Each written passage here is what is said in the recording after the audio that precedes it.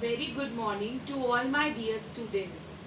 Students, in the previous tutorial, we have studied about the Rajya Sabha. Now, in this tutorial, we are going to cover the powers which are enjoyed by Rajya Sabha, which is also known as the upper house of the parliament.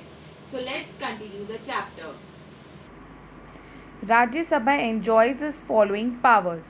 Rajya Sabha has special powers to declare that it is necessary and expedient in the national interest that Parliament makes laws with respect to matter in the state list or to create by law one or more.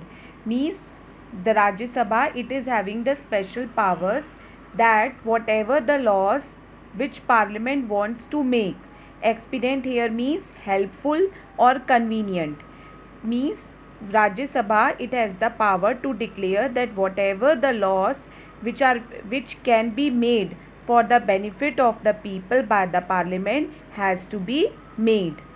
And makes parliament, it makes laws for related to the matter in the state list. You know that there are three lists, yes, uh, which are having different subjects. So first is union list, state list and concurrent list. So in this state list there are 59 subjects, means 59 matters are there on which the parliament they make the laws. What are the state list having of subjects like matters related to police, public order, roadways, health, agriculture, sanitation, drinking water facilities. Yes, so these are all the subjects which are included in the state list. So parliament, it has the parliament make the laws on the state list. Second, the Rajya Sabha cannot subject to dissolution, but one third of its members gets retired on the expiration of every second year. Each member of the Rajya Sabha is elected for a period of 6 years. Means the Lok Sabha dissolved, yes, after 5 years, but Rajya Sabha is a permanent body and it cannot be dissolved. But what happens that after every second year, it's one third of its member they got retired from the Rajya Sabha and new members are elected. Rajya Sabha is a permanent body. I told you that it is a permanent body. It cannot be dissolved. But Lok Sabha is not a permanent body. After every 5 years, again elections are there and Lok Sabha is again formed. It was duly constituted for the first time on April 3, 1952 and its first sitting held on May 13, 1952. So for the first time when it was constituted on April 3, 1952 and first meeting held in 13 May 1952. So these are the powers of the Rajya Sabha. Now we will study the chairman of the Rajya Sabha. The presiding officer of the Rajya Sabha is the Vice President of India. He is the ex officio chairman of the Rajya Sabha. Here students, ex officio means like for example, uh, suppose president means vice president, he act as president in the absence of the president. Suppose president got absent due to resignation or due to death or other situations. If no president is there, then vice president act as a president. So that is called the word ex officio chairman of the Rajya Sabha. Means he act in the absence of president. Ex officio means to describe a position someone automatically gains because of another job or position person holds. In his absence, the deputy chairman presides the upper house, who is an elected member of the house. The Rajya Sabha members take care of the interest of the states which they represent. So what they take care of the states to which they represent. They have the power to restrain and guide the Lok Sabha members also. Now we will study Now we will study differences between the Lok Sabha and the Rajya Sabha. Members of the Lok Sabha are directly elected by the people, while members of the Rajya Sabha are elected by the state legislative assemblies in accordance with the system of proportional representation by means of single transferable vote. So, members of Lok Sabha, they are elected by the people through voting system through universal adult franchise, whereas members of Rajya Sabha, they are elected by the state legislative assemblies. Legislative assemblies are in the state na, that is called Vidhan Sabha. So that members, they elect the members of the Rajya Sabha through a single transferable vote. Second, the tenure of the Lok Sabha is 5 years only, while Rajya Sabha is a permanent body. So Lok Sabha is for 5 years, whereas Rajya Sabha cannot be dissolved, so it is a permanent body. Third, the Lok Sabha is the house to which the Council of Ministers is responsible under the Constitution. In Lok Sabha, what is there? Prime Minister, yes, and other Council of Ministers are there. So that Council of Ministers are responsible for handling all the country, or it is responsible under the Constitution, means they have to look after all the country. Now we will study the relationship between Lok Sabha and Rajya Sabha. All the bills except a money bill can be presented in either house, and before going to the president for his assent, it must be passed by both the houses. Now money bill, this money bill, I told you that it is a draft law. These are the laws which are made related to taxes or borrowing and expenditure of governments. Some laws are made related to that. That is called a money bill.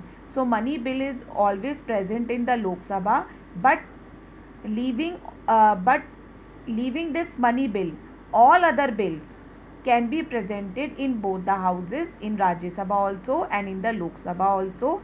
And before going to the president for his assent, here means official agreement, means president, they also checks the bill, they also checks the laws, but before going for the president's opinion, it must be passed by both the houses. It is necessary that both the houses should pass the bills. Second, in case of an ordinary bill, a deadlock between the two joint sessions of both the houses. Students, here deadlock. What is a deadlock? It is a situation in which two sides cannot reach an agreement. Means suppose any matter is there and two parties are sitting together and they have not reached to any agreement or to any result. That is called a deadlock. So, in case of an ordinary bill, a deadlock between the two joint of sessions of both the houses, and in this, the member of the Lok Sabha, whenever this discussion is goes on, then the member of the Lok Sabha are more as comparison to the members of the Rajya Sabha. Now we will study advantages of parliament form of government. We are having parliament form of government now. So what are the advantages? India has a federal setup of government. Since the Rajya Sabha members are usually more experienced and knowledgeable in the respective fields, I already told you that 1/12 of the means 1/12 of the members of Rajya Sabha, they are elected by the president from their distinguished fields, means some persons, those who are very good in their fields, like some are good in painting, some are good in their art, or some are good in their science. So that persons are elected by the president for Rajya Sabha. So they are very experienced persons and they look at the laws very carefully for corrections, additions and omissions in the laws. So experienced persons are there, they look the laws very carefully, and whatever the corrections, additions or anything has to be removed from the laws, it is done by the members of Rajya Sabha. Now we will study roles and functions of the parliament. Roles and functions of the parliament. Today parliament has become more and more multifunctional institution performing a variety of roles. Many of these being interrelated. Some of the functions of parliament are as follows. Now, what parliament functions that is given? Administrative accountability. Accountability, students here mean responsibility. All the responsibility related to administration is handled by the parliament. Second, executive responsibility. What is executive responsibility? Political and financial control over the government. It takes the responsibility of handling the political functions or financial functions of the government. Information role, that it provides information. Educational and advisory role, it also plays a role in education and as an advisory role. Then conflict resolution and national integrational role. Conflict resolution means any type of conflict which emerge, then that resolvement means that conflict is resolved by the parliament. And national integrational role means, you know that India is having different types of religions, yes, different types of social groups, ethics. So in order to unite them and then to run a country, that role is also performed by the parliament. That is called a national integrational role. Integrational means unification of all the groups. Next, law making developmental. It makes law also, which is developed, means laws which related to development. Social engineering and legitimational role. Legitimational role means to make something legal or acceptable. Means it makes some laws. Legitimational role means that it makes the laws which are legal and they are acceptable by the society. Now, role in amending the constitution. Amending the constitution means that it also plays a role in changing the laws, in making some corrections in the laws to make it more better. That is called amending. Amending means to change slightly to make it better, means it changed some laws in the constitution to make it more better. That is called amending. And lastly, leadership, recruitment and training role. It gives recruitment also. Recruitment means that vacancies also are of vacancies which are filled, that are also done by the parliament, and it gives training also. So these all functions of parliament are the functions of parliament. Now next, the parliament has three wings: the Lok Sabha, the Rajya Sabha and the President. There are generally 3 sessions of the parliament in a year. 3 sessions are there. The proceedings of the parliament are conducted either in English or in Hindi language. So in sessions, that sessions of parliament, they are conducted either in English language or in Hindi language. Now we will study how is bill passed.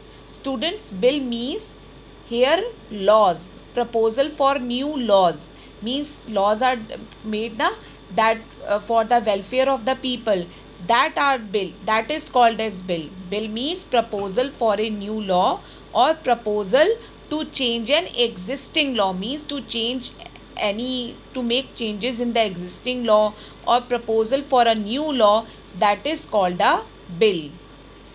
When a bill is passed in the parliament, including both the houses through readings or stages, it becomes an act. So when it passes from both the houses, that bill, it becomes an act. Act means it becomes applicable. So like, see how it becomes applicable. Usually a bill is introduced by any member of the parliament in either of the house. After getting approved, the bill is published and its printed copies are circulated among the members of the parliament. Once it is introduced by the parliament, then its printed copies, they are circulated among the members of the parliament. Then after second and third readings are done. If most of the members pass the bill, it is forwarded to the other house where the same procedures are followed again. Then the members of the house, they read the bill. If it is passed, then it is forwarded to the other houses, and if it is not passed, again it comes to the first stage, in which again introducer has to again introduce the bill. If both of the houses do not agree, a joint meeting is called by the Speaker of the Lok Sabha, in which the decision taken by a majority of the members is accepted by at all. So when suppose laws are there and if both the houses they are disagree, then what happen? A joint meeting is called by the speaker and Speaker of the Lok Sabha, and whatever the decision is taken in majority, either in agree or either in disagree, so that is acceptable by both the houses. Then the bill is sent to the president for his or her approval. After being approved by the president, the bill is published in the government gazette. Then it becomes an act and enforced as the law of the nation. So students, I hope you are able to understand this chapter. Now your homework is read the chapter carefully and watch the video too. Meet you in the next tutorial. Till then, have a good day.